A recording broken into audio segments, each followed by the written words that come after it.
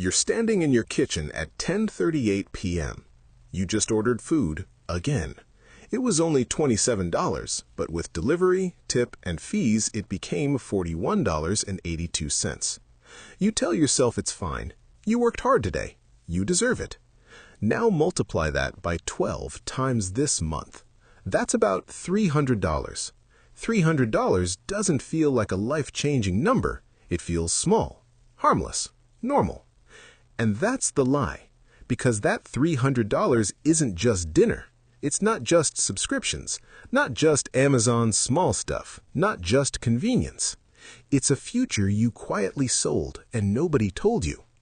If you invest $300 a month for 40 years at a 10% average return, roughly what the S&P 500 has averaged historically, you don't end up with $144,000. You end up with around $1.6 million. $300 times 12 months times 40 years is $144,000 contributed.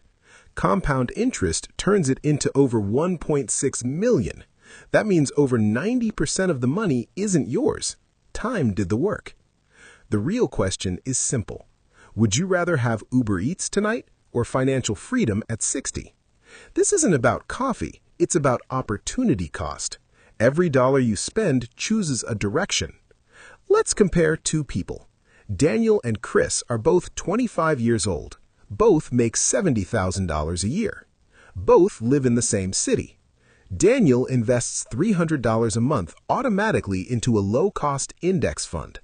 Chris spends $300 a month on food delivery, subscriptions, slightly nicer clothes, and small lifestyle upgrades. Nothing extreme, just normal modern life. At 35, Daniel has about $75,000 invested. Chris has maybe $5,000 saved. The gap is noticeable, but not terrifying. At 45, Daniel has about $300,000. Chris has maybe $40,000. At 55, Daniel has around $900,000. Chris has around $120,000. At 65, Daniel crosses $1.6 million. Chris has around $250,000 to $300,000. Same income, same opportunities, different habits. The difference wasn't brilliance, crypto, or a business. It was $300. Chris never felt irresponsible. He never bought a Ferrari. He never made one giant mistake. He just lived slightly above neutral. That's the modern trap. Nobody goes broke from one catastrophic decision. They go broke from invisible leaks. There's a concept called lifestyle creep. Every time your income goes up, your expenses quietly follow. You get a raise and upgrade your apartment, your car, your habits, but your investing rate stays the same or disappears. You tell yourself you'll start investing seriously later. Later becomes 35. 35 becomes 45. Compound interest doesn't care. If you start investing $300 at 25, you have 40 years. If you wait until 35 and still want $1.6 million by 65, you now need closer to $800 per month. Waiting 10 years almost triples the required effort. Time is the multiplier, and time doesn't negotiate. Your brain is designed to sabotage you. There's something called present bias. Your brain values $300 today more than $1.6 million decades from now. Evolution didn't prepare you for retirement accounts. It prepared you to survive winter. Your brain says eat the berries now. It doesn't understand plant them and wait 40 years. Investing feels like loss even though mathematically it's gain. The financial system benefits from this wiring. Restaurants benefit. Subscription companies benefit. Car dealerships benefit. If you invested that money instead, they would never see it again. The system is designed to keep your money circulating, not compounding. Nobody teaches opportunity cost in school. They teach algebra, but not how $300 becomes $1.6 million. This isn't about never enjoying life, it's about being intentional. If you consciously decide you value experiences more than early retirement, that's a choice. Most people aren't choosing, they're drifting. Drifting financially is dangerous. The average person spends around $250 to $300 per month on subscriptions and food delivery alone. At 8% over 35 years, that becomes roughly $700,000 to $900,000. That's not a small indulgence, that's a retirement difference. You're not buying convenience, you're buying delayed freedom every single month. Now let's address the biggest objection. What if the market crashes? Historically, the S&P 500 has returned around 10% annually over the long term, despite wars, recessions, inflation, and crashes. Over any 20-year period in modern history, the market has never produced a negative total return. Crashes are temporary. If you're investing consistently every month, downturns actually work in your favor because you're buying shares at a discount. The real risk isn't volatility. The real risk is never investing at all. There's another hidden cost most people ignore: fees. If you invest $300 a month for 30 years in a low-cost index fund charging 0.03%, you could end up with over $1 million depending on returns. Put that same money into a fund charging 1% annually, and you could lose hundreds of thousands to fees alone. 1% sounds small, but over decades, it quietly compounds against you. The difference doesn't feel painful in a single year, it feels catastrophic over 30. The tragedy is that most people will work 40 years and never experience financial freedom, not because they were lazy, but because they believed small spending didn't matter. They believed they would start later. They believed $300 was insignificant. The math says otherwise. Every $100 per month invested long-term can become hundreds of thousands of dollars. Every $300 decision repeated monthly becomes a fork in the road. There are two versions of you 40 years from now. One opens an investment account and sees 7 figures. Retirement is optional. Work is a choice. Stress about bills is gone. The other version is calculating whether Social Security is enough, wondering where the money went, realizing it disappeared in small pieces that felt harmless at the time. Both versions started with the same salary, the same opportunities, the same $300. The only difference is direction. The $300 lie is simple.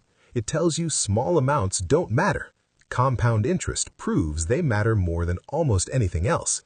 You don't need to be perfect. You don't need to invest thousands. You need consistency and time. The decision isn't dramatic. It doesn't feel life-changing. It feels boring, automatic, quiet. But 40 years from now, it will be the loudest decision you ever made. There's something even more uncomfortable about the $300 lie. It doesn't just steal money, it steals time. Because once you realize you're behind, the math becomes brutal. If you're 45 and you suddenly decide to get serious, you don't need $300 a month anymore. You might need $1,200, maybe more. The later you start, the more extreme the sacrifice becomes. Early on, time does the heavy lifting. Later on, you have to. Let's make this real. Imagine 2 investors again. One starts at 25 and invests $5,000 per year for 10 years, just 10, then stops completely and never adds another dollar. The second waits until 35 and invests $5,000 per year for 30 straight years. The second person invests 3 times more money, but the first person, because they started earlier, often ends up with more. That's not motivation, that's math. Time is more powerful than effort. Now think about how most people actually live. They spend their 20s upgrading everything: apartment, car, wardrobe, vacations. They tell themselves they'll get serious in their 30s. In their 30s, life gets more expensive. Maybe a house, maybe kids, more responsibilities. They say they'll focus on investing in their 40s. By the time their 40s arrive, catching up feels overwhelming, so they invest inconsistently. Then they look up at 55 and wonder why retirement feels impossible. It was never about intelligence, it was about direction. There's also the silent killer nobody talks about: comparison. You see people traveling, buying nicer cars, living louder lives, and you feel behind, so you spend to keep up. But what you don't see are their investment accounts. You don't see their debt. You don't see whether they're building freedom or just financing appearances. Wealth is quiet. Debt is loud.